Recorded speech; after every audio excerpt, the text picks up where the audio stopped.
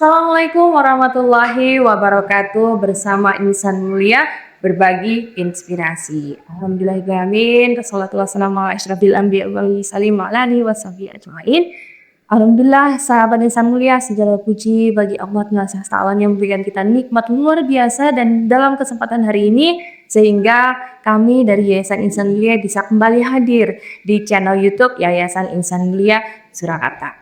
Sholawat serta salam semoga senantiasa Allah limpahkan kepada junjungan kita Nabi Agung Muhammad Sallallahu Alaihi Wasallam serta para keluarga, sahabat, dan semoga nanti kita bisa bertemu di Amin. Amin amin ya rabbal alamin. Baik sahabat Insan Mulia, kami kembali hadir dan kali ini dengan judul yang cukup menarik, yaitu tentang melindungi keluarga dari LGBT. Jadi sebelum Pak Ustazah, boleh saya sedikit menyampaikan bahwa saya tadi sempat browsing tanya-tanya begitu, bertanya-tanya di media sosial maksudnya, bahwa ternyata terutama di kota kita di Surakarta itu kemarin baru terkuak ada sebuah grup Facebook Gay Surakarta. Ya. Itu pengikutnya Masya Allah 14.000 orang. Dari satu fakta itu baru di Surakarta. Pasti nanti yang fakta lebih banyak itu luar biasa saja. Nah kali ini Sobat Insan Mulia kita mau mengulik bagaimana sih fenomena ini dan bagaimana cara kita untuk melindungi keluarga kita dari LGBT bersama Ustazah Dr. Ari Aji Astuti MKD.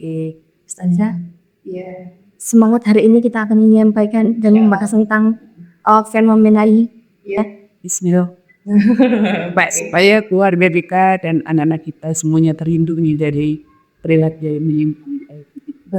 Betul. Dan Sobat Insan Mulia jangan lupa untuk subscribe, like, dan juga komen ke channel YouTube Yayasan Insan Mulia Surakarta.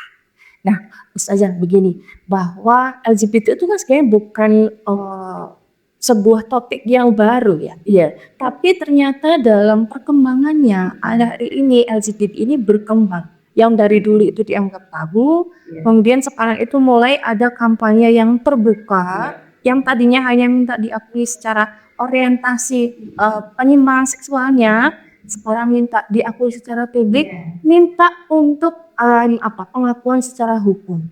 Nah, bagaimana nih Ustazah kita sebagai umat muslim untuk menanggapi sebenarnya fenomena ini?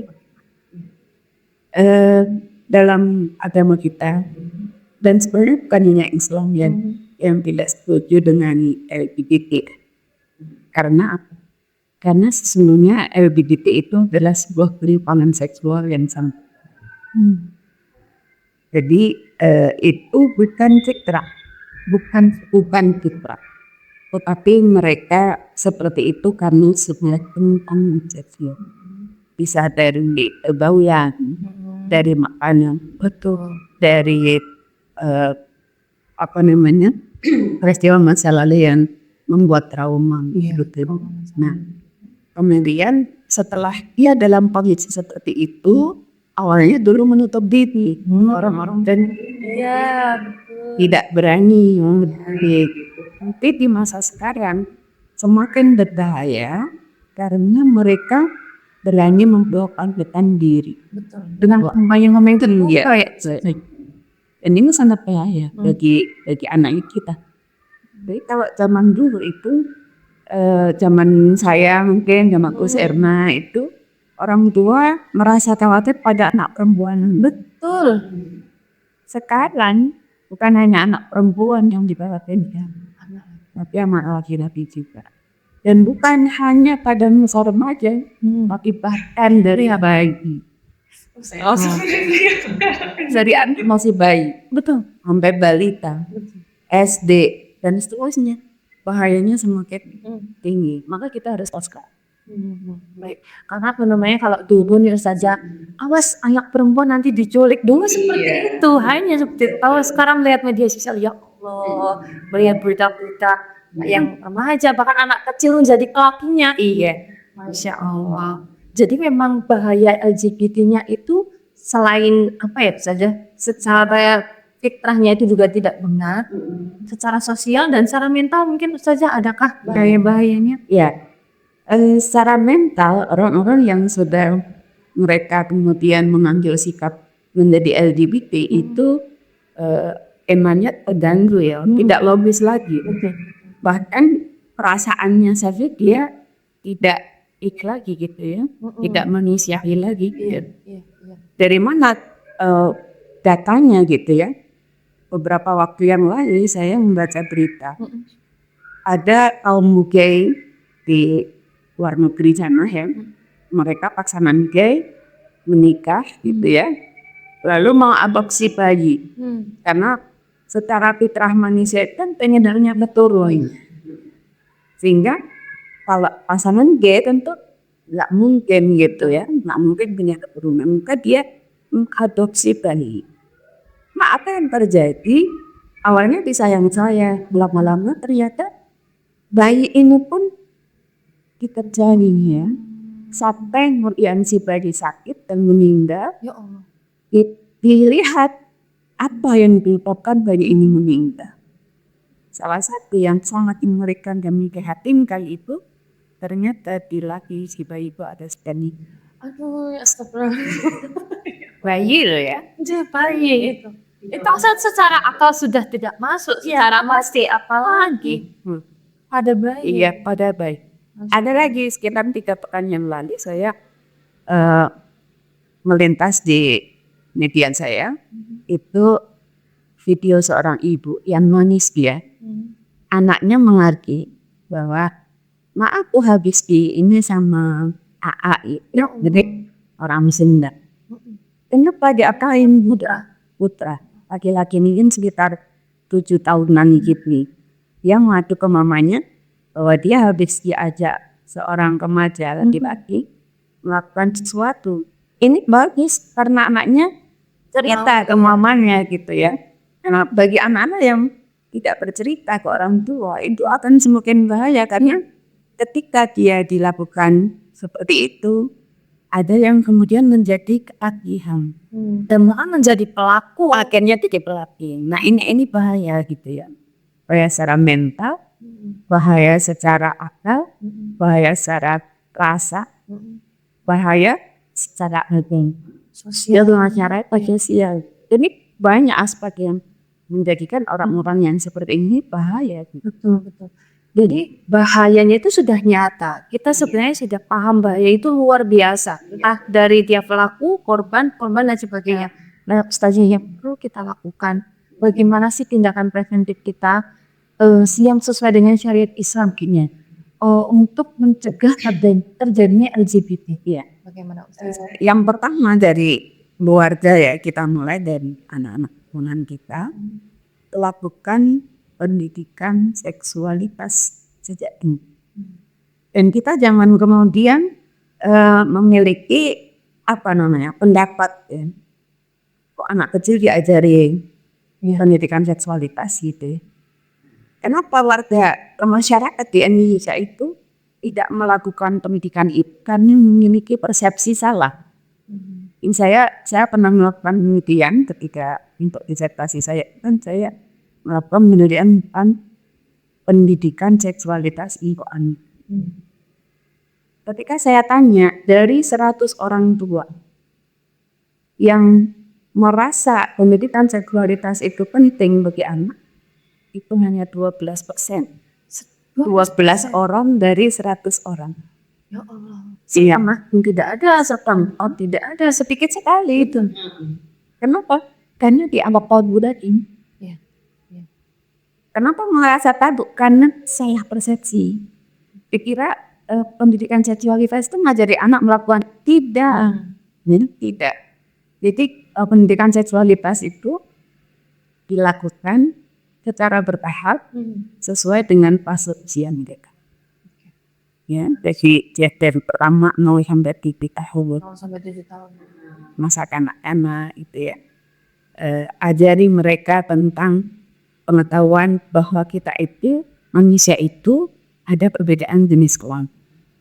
Ada laki-laki, ada perempuan. Ya, ada Adam, ada Hawa. Adam sama siapa? Kan Hawa sama Hawa gitu ya, tapi ada laki-laki, ada perempuan. Caranya bagaimana supaya anak paham bahwa aku laki-laki, aku perempuan? Caranya adalah Yang pertama, berikan kepada anak laki-laki pakaian sebagaimana pakaian laki-laki. Berikan pada anak perempuan pakaian sebagaimana pakaian di perempuan. Jadi, kalau anak laki-laki pakaiannya seperti itu. Anak perempuan pakaiannya seperti itu. Entah dari pemilihan model, warna, aksesorisnya mungkin, gambarnya mungkin kalau ada gambar gitu ya Ustaz tuh. Jadi zaman masih anak-anak ini Iya. kan nggak ngerti, belum ngerti, tidak. Pendidikan dari sejak awal itu harus dimulai sejak dini. Yang kemudian kedua apa? Mainannya. Mainan anak laki-laki dan mainan anak perempuan itu kan beda. Anak laki-laki mungkin senang mobil-mobilan, senang bongkar pasang. Anak perempuan masak-masakan, boneka-bonekaan. Nah, seperti itu. Ini jelas sekali bahwa ternyata aku itu harusnya yang seperti itu. Harusnya seperti itu. Walaupun apa? Psikolog barat itu mengatakan jangan paksa anak sesuai dengan logika kita. Gitu ya. Saya baca itu dari sejak masih tahun berapa itu? Antara 2010-2013. Itu ada penentangannya itu. Kaum feminis pun bahkan sempat menentang ketika anak laki-laki kasih mobil-mobilan, anak perempuan kasih boneka. Jangan, karena mereka dia nilai orientasi seksualnya sendiri, itu salah besar. Jadi kita langsung arahkan anak kita lahir laki-laki, kita arahkan sebagai anak laki-laki. Anak kita perempuan, kita arahkan sesuai dengan anak yang di bawah. Jadi paham bahwa dia kan mereka memilih itu salah harusnya ya. Salah ya Ustazah. Artinya seperti itu kan pahamnya. Anak ini punya memilih, Tidak bisa. Karena sudah jelas. Jenis sekolahnya kita sudah tahu sejak lahir gitu ya. Bahkan kalau zaman sekarang bukan sejak lahir lagi, sejak dalam kandungan gitu ya, kandungan KSG kan. Jadi arahkan seperti itu. Nah, kemudian apalagi profesi, cita-cita gitu ya. Keterampilan itu kita ceritakan dari anak-anak, masa anak-anak gitu ya. Anak-anak itu walaupun cita-citanya masih berubah-ubah, tapi mereka sudah punya keinginan gitu ya. Jadi kasih tahu. Dan satu hal yang paling penting, kondisikan pengasuhan. Kalau bagi yang keluarga yang punya anak lebih dari 2 dan jenis kelaminnya anak laki-laki dan perempuan, sesibuk apapun si ibu, sesibuk apapun bapak, kalau memandikan jangan sama-sama dan tanpa pakaian. Ya, jadi mandikan sendiri-sendiri. Kelihatannya kalau orang tua soalnya dimandiin. Saya sering menegur tuh di daycare gitu ya, atau di playgroup yang full day school gitu ya. Ketika gurunya atau pengasuhnya yang memandikan karena banyak yang harus dimandikan, jadi diikuti semua pakaiannya, masukkan baris terus di sabun satu-satu kemudian enggak boleh begitu. Kalau terpaksa harus mandi bersama-sama, mereka jangan dilepas pakaian dan celana-celana dan dilepas. Itu usaha gitu ya. Dari kecil tuh udah menandakan bahwa ya itu aurat, kamu tuh putra, kamu tuh putri, spiritual pun mereka Paham. Itu tadi yang dari usia 0 sampai 7 tahun. Yang selanjutnya Ustazah 7 sampai 10. Selanjutnya usia 7 sampai 10 tahun. 7 sampai 10 tahun itu mereka ada hadisnya bahkan ya Rasulullah SAW itu bersabda supaya orang tua itu mengajarkan sholat pada anak itu di usia 7 tahun, dan apabila dia tidak sholat di usia 10 tahun kita boleh memukul. Lalu apalagi yang berkaitan dengan masalah seksualitas, pisahkan mereka dari tempat itu sudah dari dulu itu tuh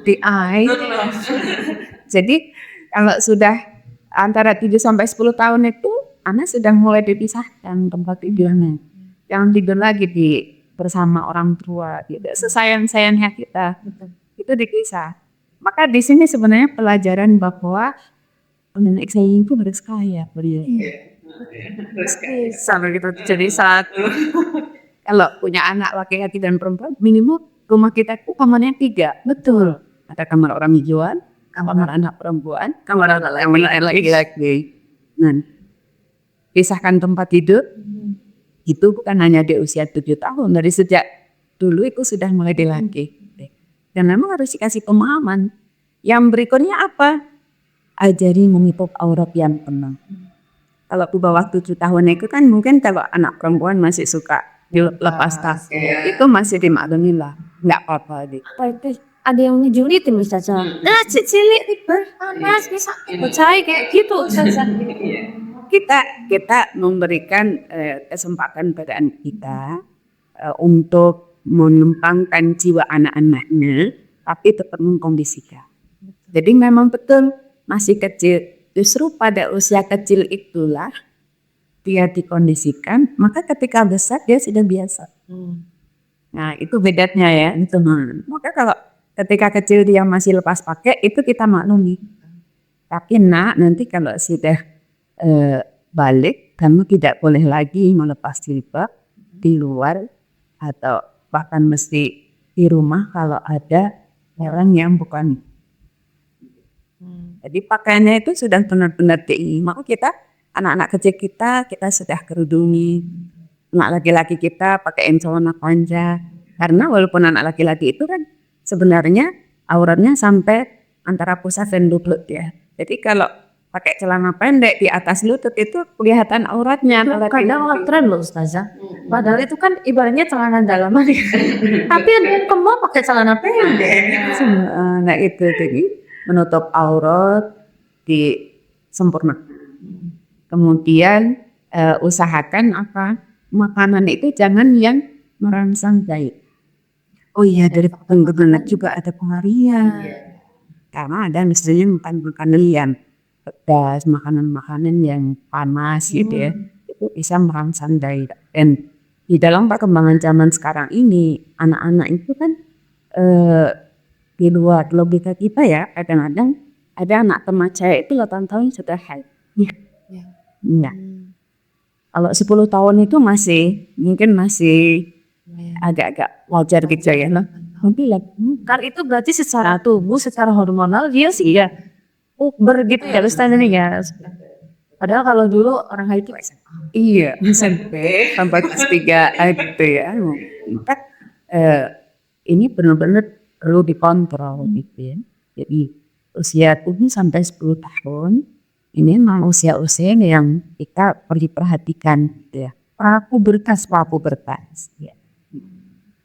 Di zaman sepelekan gitu, apalagi di zaman sekarang ini perkembangan zaman luar biasa, faktor media sosial luar biasa, anak ingin terampil sudah bisa mengoperasikan akses tes media sosial sehingga akhirnya apa? Pas dia sudah tahu apa gitu ya. Tadi prapubertas Ustazah. Masih lanjutannya masih harus harus. Ya, di usia berikutnya usia 10 sampai 14 tahun. 10 sampai 14 tahun itu biasanya anak-anak sudah memasuki usia pubertas ya.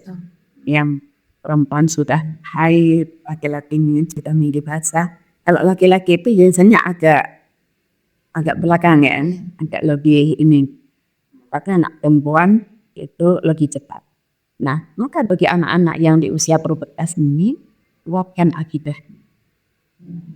Dia benar-benar dikondisikan supaya dia betul-betul yakin akan adanya Allah. Dia harus benar-benar mengimani ya bahwa segala sesuatu yang aku lakukan itu dilihat oleh Allah SWT. Dan karena sudah puber, sudah balik, berarti dia sudah punya rekening sendiri, pencatat amal solehnya, pencatat amal keburukannya. Jadi sudah ada dosa dan amal. Jadi sudah ada pahala dan ada dosa.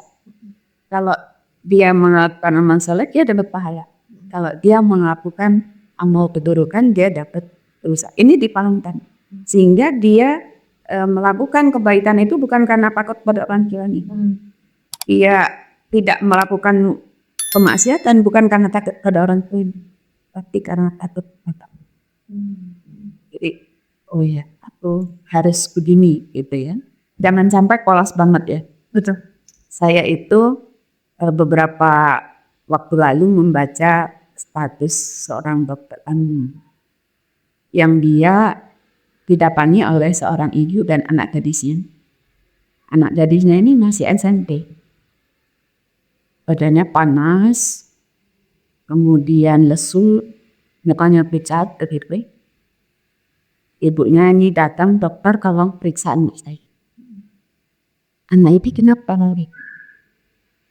Ya tolong periksa saja, dia panas badannya. Terus pucat. Oke, bisa pucat. Ibunya disuruh teman gitu ya. Terus disuruh berbaring di tempat pasien itu. Ketika diperiksa, ditenjak perutnya, itu dia bilang dia rasanya sakit. Kemudian di dokter minta izin saya periksa dalam dia. Ternyata apa yang terjadi disadarin dikit-dikit buka ibu bagus. Bagus loh. Terus dokternya tanya, ini udah sembuhkan apa? Nggak mau apa-apa. Kamu pucat-pucat. Iya. Terus saya sering ketemu dengan Pak Tati. Sering. Ini kan di rumah. Kok bisa di rumah ibunya nggak tahu? Karena bapak ibunya kerja sampai malam. Jadi ketika rumah tidak ada teman-teman laki-laki ada 5 orang tuh datang. Iya, dan mereka nonton porno dia ini deh segala macam gitu. Nah, kemudian apa? Ternyata mereka sedang melakukan hubungan, tapi dia nggak paham itu apa ya. Itu apa taunya sampai jangan sampai suatu hari si anak perempuan ini pendarahan terus gitu, tidak berani ngomong ke orang tuanya. Semana kan dia simple menghentikan untuk menghentikan darah. Ketika seperti itu darah memang bentuk hati tertampung di dalam dan gigi. Iya, infeksi Pasien. bisa. Kemudian dokternya hasil periksa dari kami ini tapi kegigilan. Aku kan belum nikah dong. Berarti dia nggak paham. Siapa itu? Ini bahaya. Anak SMP loh, baru usia 13 tahun. Kenapa? Karena dia sudah haid, sudah memproduksi sel telur, sehingga bisa dibuang lagi. Nah itu. Ini kenapa dia melakukan itu? Karena nggak paham. Dia juga tidak begitu kuat akidahnya tentu ya, sehingga dia bisa melakukan hal seperti itu. Jadi nauzubillah dari maka orang buah harus kontak. Jadi akidahnya dikuatkan, pergaulannya dikontrol, dan ketika dikontrol, tadi ada yang kelewat dari usia 10 sampai 14 tahun. Nah, ini kita 10 sampai 14 ya. Tapi kan di Luqman tadi yang kita membicarakan bahwa kita tuh orang Islam ternyata harus kaya ya, memisahkan tempat tidur, memisahkan kamar. Sekiranya kita terpaksa nggak punya ini ruangan yang lebih besar gitu ya. Satu kamar tempat tidurnya hanya 1 dan anak perempuannya 2, anak laki-lakinya 2. Itu tidak boleh satu selimut. Tidak boleh satu selimut. Takutnya gede sekalian satu anak gitu ya. Tidak boleh satu selimut. Tidak boleh. Kenapa? Kalau dalam satu selimut itu bisa menimbulkan hal yang tidak kita kehendaki. Walaupun mungkin dulu dengan saudara ya, tetapi kan secara fitrahnya manusia ketika berdekatan pasti ada sesuatu. Iya. Karena di luar sana banyak kasus ya, saudara kandung maupun imitan itu ada pun banyak. Mudah-mudahan bukan banyak. Iya. Kemudian ketika tidur itu miring taman gitu ya. Kenapa miring taman? Ternyata hasil penelitian itu ketika tidur tengkurap itu bisa menimbulkan ini karena kelamin bergesekan ini sehingga itu bisa merangsang gairah. Tapi ketika miring kanan itu selain kesehatan jantungnya, ternyata untuk kesehatan ini reproductive. Jadi Islam itu luar biasa. Iya, diajari bahkan posisi tidur sudah diajak Baik itu sini situ ya. Jadi itu maka di usia 10 sampai 14 tahun ini cukup rawan anak sedang mencari jati diri. betul. Harus mengontrol. Karena jujur kan saya juga punya anak sepupu belum. Jadi kadang tuh untuk memulai mungkin yang ke arah pendidikan seksual itu juga gimana mulainya gitu. Jadi kadang cuman secara yasan gitu. Jadi belum secara khusus. Kita harus sangat khusus ajak bicara. Anak perempuan dalam saya menyampaikan detail urusan urusan cara bersucinya itu ketika anak saya dalam usia 10 tahun di ulang tahun ke-10 saya kasih hadiah mukena dan Al-Quran dengan pesan, nak di usia 10 tahun nanti kita berpesan kepada Umi dan Abi kalau kamu tidak sholat di usia 10 tahun ini sampai dulu. Sebentar lagi barangkali akan masuk masa balik. Maka ada hal-hal yang harus kamu ketahui. Jadi terus begitu dia sudah balik, kau balik, maka kemudian saya mengajarkan bagaimana mandi, bagaimana membersihkannya, bagaimana mandi, terus apa saja larangan dan apa saja yang dibolehkan. Jadi itu harus detail supaya anak kita betul. Anak laki-laki juga bapaknya itu ajak bicara. Iya. Ibunya juga boleh. Nah nanti kalau kami udah mengalami ini cerita ya ke aku. Supaya kita bisa berikan bias. Maka apa? Komunikasi harus dibangun ini yang sebaik-baik. Komunikasi dari keluarga harus ada komunikasi, kontrol juga yang kuat itu penting sekali. Yang menjaga anak apa yang masalahnya gitu lah. Kembali ketika masing-masing kamar ber-AC itu begitu, masuk kamar pintu. Kadang tuh komunikasi aja sebenarnya. Itu PR-nya. Itu tadi kita sampai di masalah baik 10 sampai 14. Lalu 14 sampai 16 ada lagi Ustazah? 14-16 itu biasanya godaan gaulan dengan jenis itu semakin berkembang. Nah, kalau di usia 10 sampai 14 itu kan baru kembang-kembang ya gitu ya. Pribadinya. Belum berani ini gitu ya. Walaupun kalau anak sekarang sih sudah banyak yang berani ini ya. Tapi di usia 14 sampai 16 gejolak itu sudah semakin tinggi. Maka tentu kita harus betul-betul memperkuat tadi akidah itu betul-betul diperkuat ibadahnya bagaimana, tilawahnya bagaimana. Nah, kalau ini ajarkan juga puasa. Puasa itu untuk apa? Untuk menurunkan gairah seksual. Kemudian berikan aktivitas fisik yang baik. Ya, anak-anak di usia ini ketika dia ikut klub olahraga itu bagus. Aktivitas fisik ya. Menyalurkan energi yang berlebih pada dirinya dengan aktivitas fisik yang baik. Ikut lagi-lagi ikut sepak bola, ikut klub badminton, ikut basket, itu bagus. Anak perempuan, remang dan sebagainya, itu bagus. Nah, kegiatan itu ternyata tidak hanya berdampak untuk secara sosial, secara kemampuan Akademis, akademis, ya saja. tapi untuk ke tubuh Iya, secara hormonal itu berpengaruh deh.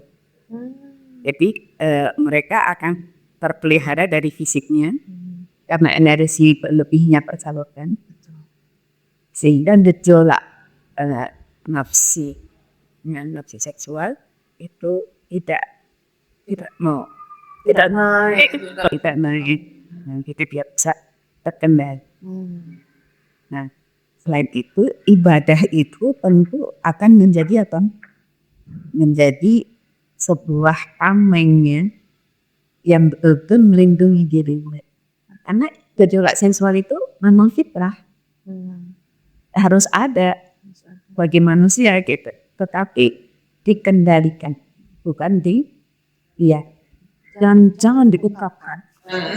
Kata kemarin waktu saya sedikit cerita ya sudah di kelas kan kita pembiasa pada terus ada perbatasan interaksi dengan lawan jenis terus macam itu nggak boleh kayak gitu kan terus saya tanya kalian ada di butterfly era nggak sih ketika lihat cowok terus tiba-tiba mulai terputik bentuknya udah gitu.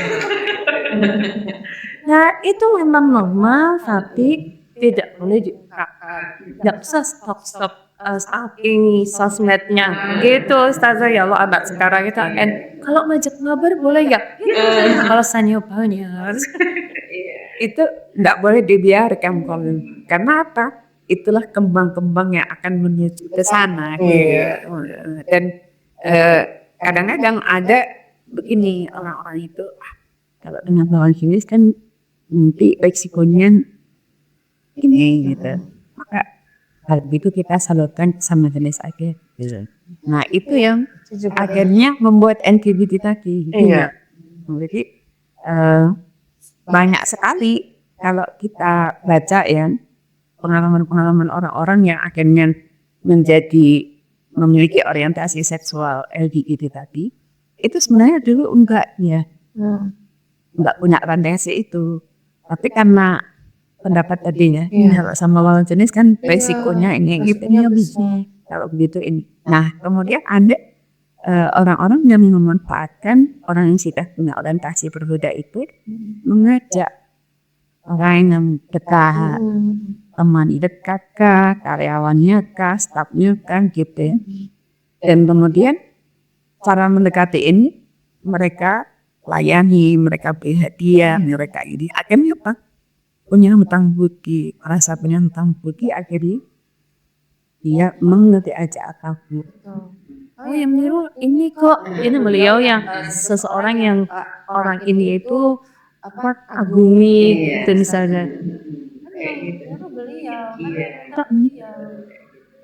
ya kadang kalau ada kasus itu yang mencuat ya saja dari lingkungan yang mungkin tidak kita duga kayak Allah gitu. Karena itu dan ada juga orang-orang yang ketika tahu ada temennya yang agak lain gitu ya misalnya anak laki-laki kok emai, nah itu malah dicandain sekalian. Pakai kerudung ya, cantik sekali. Akhirnya terus dia disuruh lenggak-lenggok berlanjak kayak itu nggak boleh harusnya gitu. Karena awalnya tuh gini saja jadi anak tersebut dia diberi nama panggilan yang mirip perempuan gitu. Itu pernah nggak boleh panggil sesuai namanya. Ketika kita sudah melihat tanda-tanda aneh ya, laki-laki kok mendarik kok melambai, bicaranya kemai. Nah ini kita harus waspada. Segera sembuhkan dia dengan penyadaran akidah. Ya, karena itu bukan fitrah sekali lagi bukan. Yang perempuan yang punya orientasi seksual senang pada kontak itu juga segera saya pernah punya teman yang orangnya cantik tapi ternyata dia nggak senang pakai baju itu sampai suatu ketika nenek saya itu bilang Mbak coba tinggal pulang pakai jilbab saja Ya. Mau kita kayak gitu. Dia merasa nggak seni. Ternyata dia orientasi perempuan lagi. Ini harus diingatkan. Dan makannya itu tidak mudah. Harus bisa sekali, nggak bisa sekali 2 kali. Apalagi kalau itu sudah dewasa ya Kayak gini cuma saya tinggi, saya punya ya, oke kayak tadi kenapa saya katakan dari kecil dari 0 sampai 7 tahun itu sudah dipahamkan bahwa ada laki-laki ada perempuan. Pakaian laki-laki harus pakaian laki-laki, pakaian perempuan pakaian perempuan. Yang kan nggak apa-apa masih kecil ya. Kan banyak tuh anak-anak kecil ditimbalin, latihan terus dipotong tas. Dan bukan seperti itu. Kita kalau melihat ada yang lain, jangan justru diberi ruang. Jangan diapresiasi kayak gitu. Itu umpama hiburan yang kemudian menampilkan orang-orang ini, nah itu pun harus dihindari. Jadi bagaimana cara kita melindungi anak gitu ya? Lindungi dari bacaannya, tontonannya, mainannya gitu ya.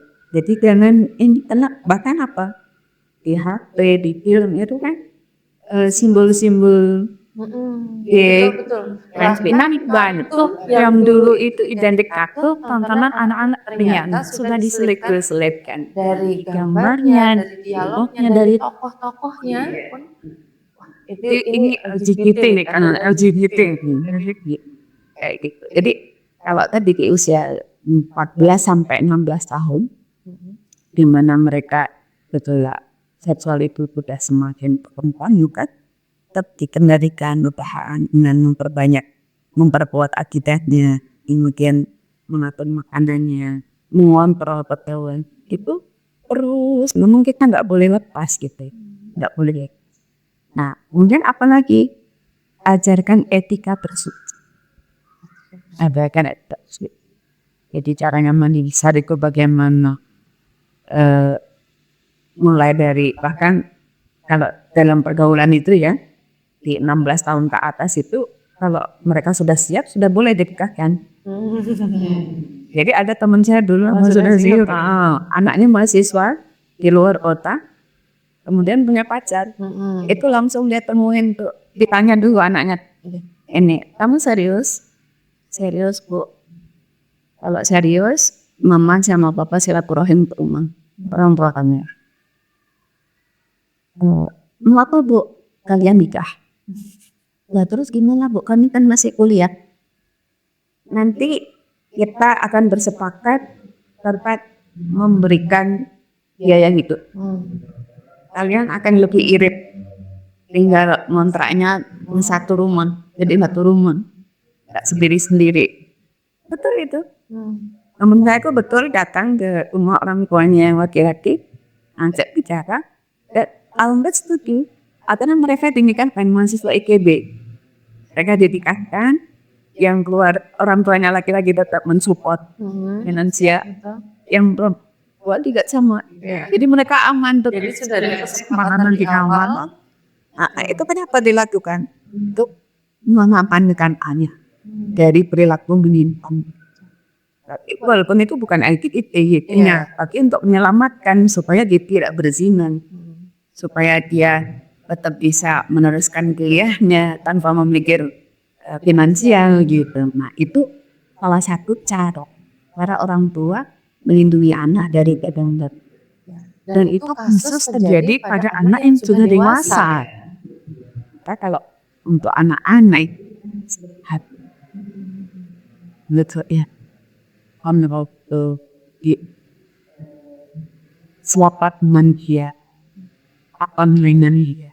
Bacaan di harus betul layakan dan tentu sadar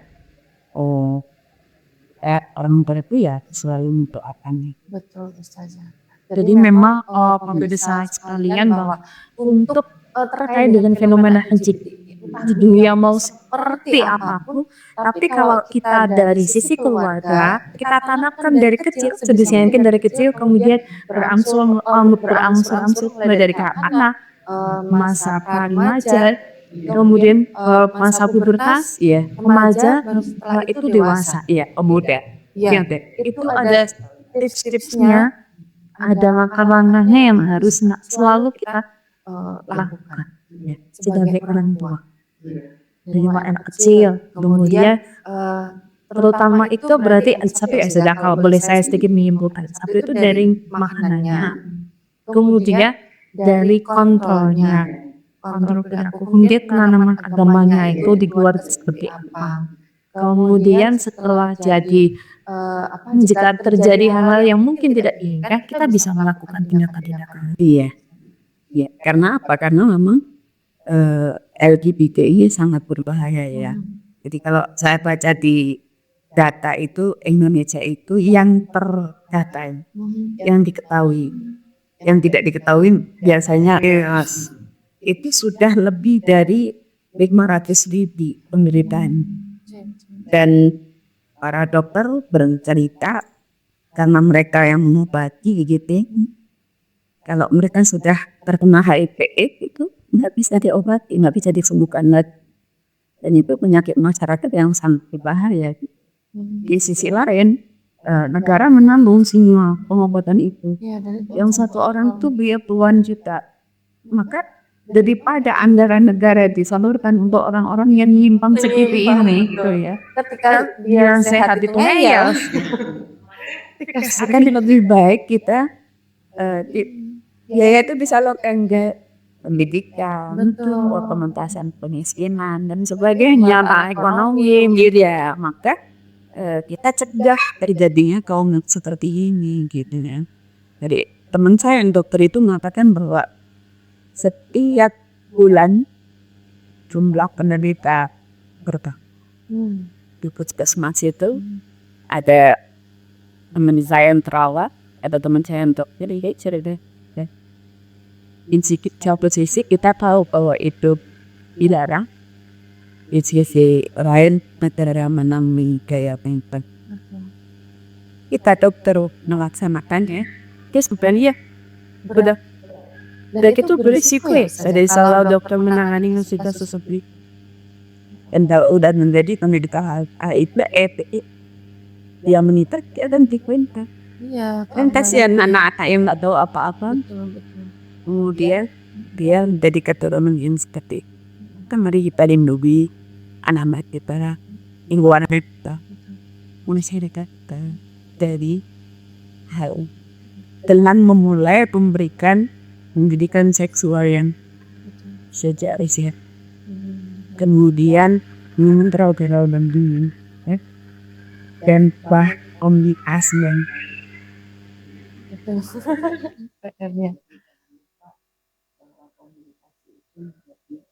kunci banyak hal.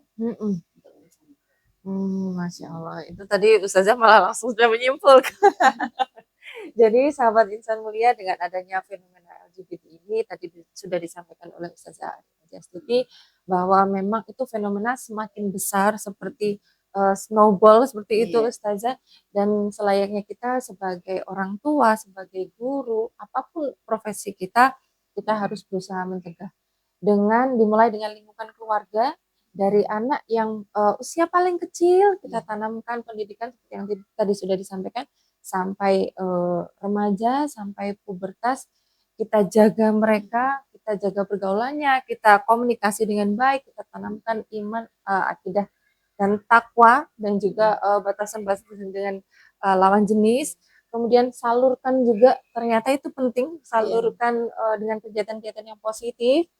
Kemudian pembelajaran etika bersuci dan sebagainya.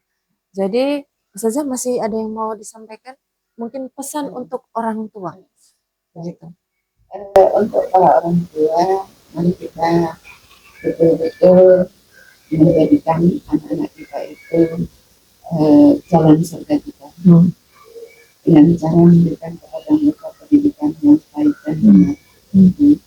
Memberikan bekal pengetahuan yang benar, sehingga anak kita menjadi anak yang soleh, solihah. Bukan hanya dia cerdas dalam akademik, tapi dia juga cerdas dalam agama. Jadi kita doakan anak kita menjadi anak yang fakir, fakir, kemudian mereka mengenal Tuhannya dan konsisten menjalankan ibadah sehingga mereka terlindung dari godaan-godaan di dalam pergaulan. Sehingga insya Allah kita, anak-anak kita, keluarga besar kita selamat dunia akhirat dan pada akhirnya kita berkumpul di surga kelak. Amin. Amin. Ya, Masya Allah. Jazakallahu khair Ustazah atas banyak sekali ilmu hari ini yang disampaikan. Semoga apa yang kita bahas hari ini yang Ustazah sampaikan bisa bermanfaat untuk para pemirsa dan juga dipraktekkan yang penting. Setelah tahu ilmunya, mari kita praktekkan bersama-sama ya. Jangan lagi takut berkomunikasi dengan anak-anak. Harus secara detail. Ini karena saya langsung oh iya gitu. Begitu Ustazah. Baik, izin saya tutup Ustazah. Baik, Sobat Insan Mulia, itulah tadi podcast kami bersama Ustazah Dr. Ari Aji Asyiti MPD tentang fenomena LGBT dan bagaimana kita sebagai umat manusia, umat Islam untuk menghindari, untuk melindungi keluarga kita.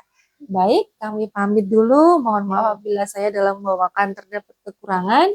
Silahkan kalau mau komen, boleh di bawah komen, like dan subscribe dan juga tonton terus. Mau bertanya juga boleh, kami selalu pantau kalau ada yang bertanya, kita jawab. Gitu. Jangan lupa saksikan juga podcast kami dalam episode yang lainnya. Begitu, kami pamit, mohon diri. Assalamualaikum warahmatullahi wabarakatuh.